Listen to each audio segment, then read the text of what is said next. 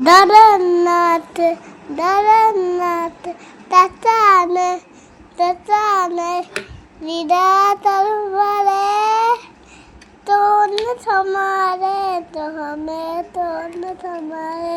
জয় জগন্নাথ। জগন্নাথ আজ দিনটা ছিল 16ই জুন, রথযাত্রার দিন। আর সকালবেলায় খুবই সামান্য কিছু আয়োজন করে আর সন্ধ্যাবেলা আমরা সবাই বেরিয়েছিলাম রথ দেখতে। রাস্তায় দেখতে পেলাম পাঁপড় ভাজছে, জিলিপিটা কিন্তু খুঁজে পেলাম না।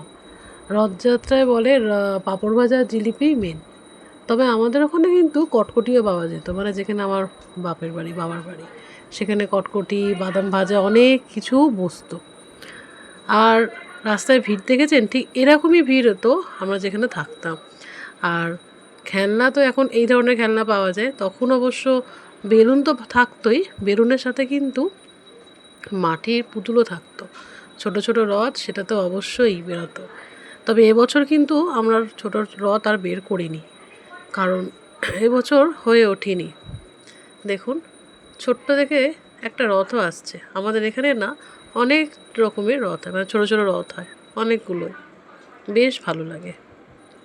কত খেলনা বসেছে, প্রচুর খেলনা বসে। আর সব থেকে আকর্ষণ করছিল এই খেলনাগুলোর মধ্যে এই অটোটা। ওমা, সাহেব দিকে ওটাকেই নিল।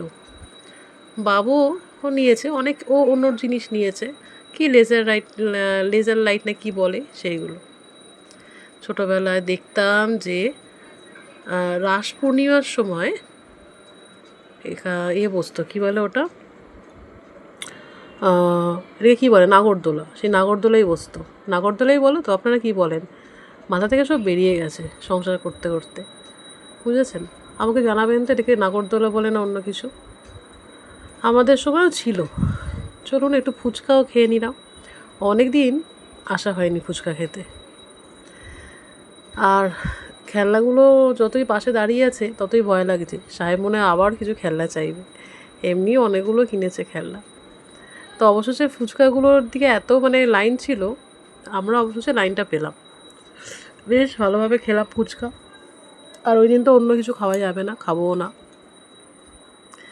আমাদের সময় যে বলছিলাম না যে মাটির পুতুল পাওয়া যায়, এখানে দেখতে পেলাম না মাটির পুতুল। আর ওই সিলভারের যে খেলনাগুলো সেটাও বেশ দেখতে পেলাম, কিন্তু মাটির পুতুল আর দেখতে পেলাম না।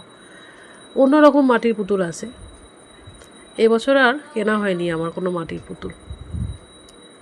আর যখন আসছিলাম এখানে ভোগ দিচ্ছিল এই মন্দিরটাতে, খুব জাগ্রত মন্দির আমাদের এখানে। তো যাই হোক, মন্দির থেকে একটু ভোগ নিয়ে নিলাম, আর ভোগ খেতে খেতে বাড়ি চলে এলাম। বেশ ভালোই কাটলো দিনটা।